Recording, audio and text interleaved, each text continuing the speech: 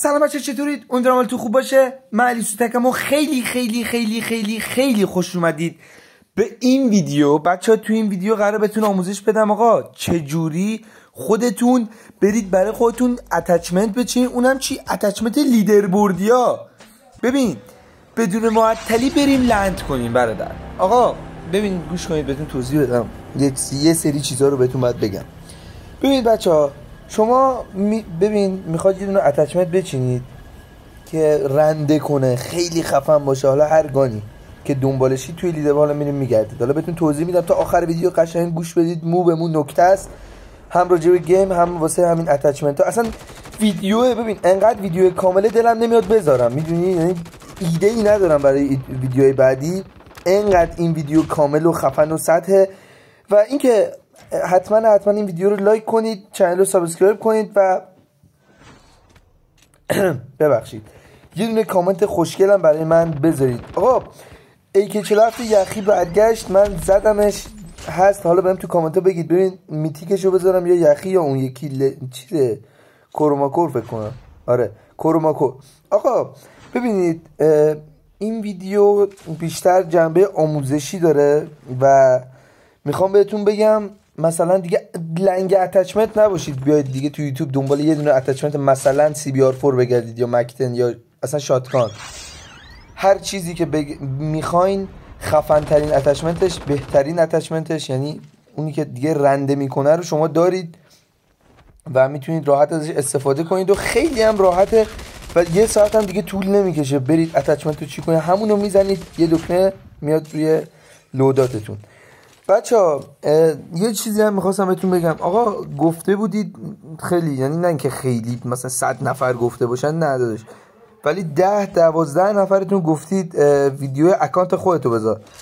بچه ها من چون حس میکنم این یکم میشه مثلا پوز دادن و اینا، اصلا خوشم نمیاد که بخوام یه همچین ویدیویی بذارم که بگم آره من فلان چیزو دارم، من فلان چیزو دارم. داشت میخوام یه ویدیویی بذارم به سطح بازیتون، به دانستا، میدونین، یه ویدیو موثر درست سرمون میخوام بذارم، ویدیو بذارم که این اسکین مال فلانه، خب من دارمش مثلا.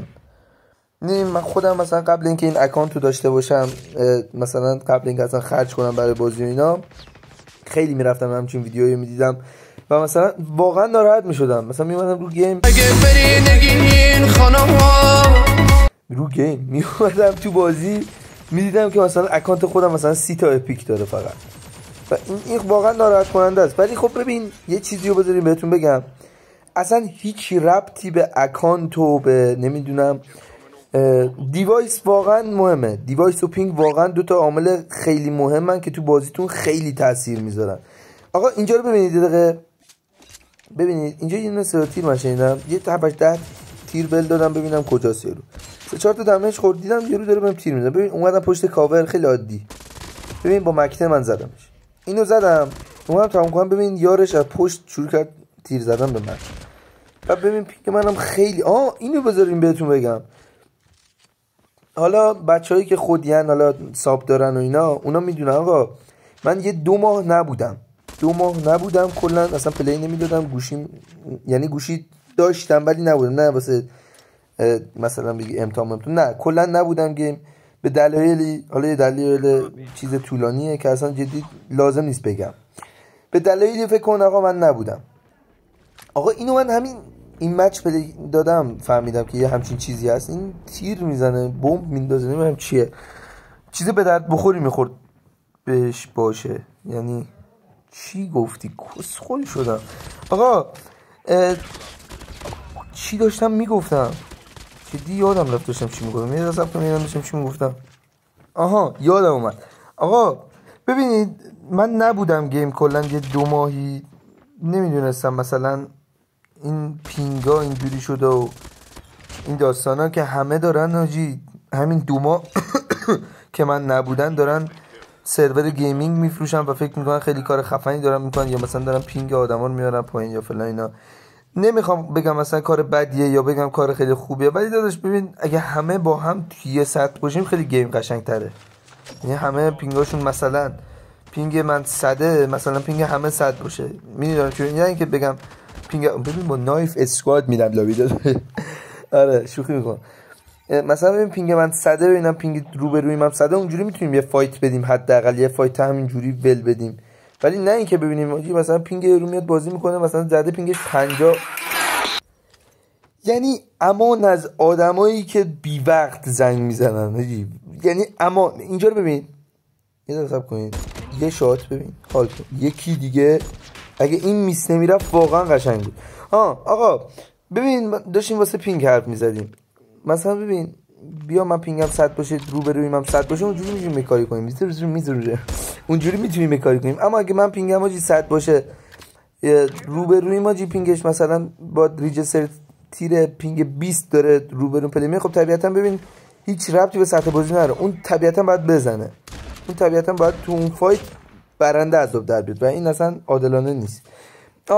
ببینید میخوام بهتون یه چیزی رو بگم واسه گان لجند و میتیک و اینا.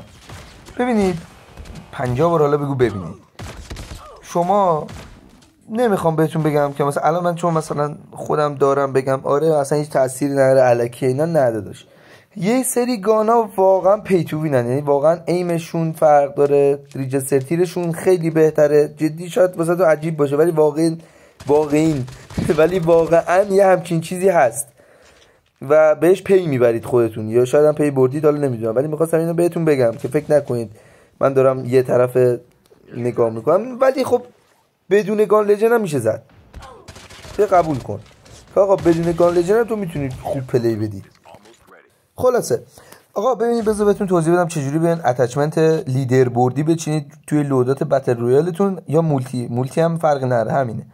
ببینید شما اینجا 5 تا جا دارید که لودات بچینید. ببین اینجا یه دونه رو هر لودات که بزنید اونجا علامت لامپ هست، ببینید اونو بزنید شما وارد اینجا میشید که لیدر بوردی که بهترین گان ها بهترین اتچمنت هاشون چیده شده که رفتن لیدر بورد، یعنی بهترین حالت گانه که تو میتونی باش به لیدر بورد که کیل زیاد میتونی بزنی اینا. مثلا این 117 من خودم میخوام بچینم. ببین اینجا ببین اتچمنت من اکیوریتیش ببین 77، شما فقط به همون نگاه کنید. خب بقیه‌اش حالا آلوسه نرم ببینم چیه. میایم اینجا روی گزینه 3 وقتی بزنیم اینجا میگه میخوای توی کدوم بچینی. ببین 3 بود الان یادم رفت اینجا. ببین الان میزنید اینجا حالا گانا هست دیگه، حالا تا پایین میتونید ببینید اینجا تا 3. ببین کلاسشو برمی‌دارید، حالا اگه جت پکشو دارید و فلان اینا اونا رو میذارید.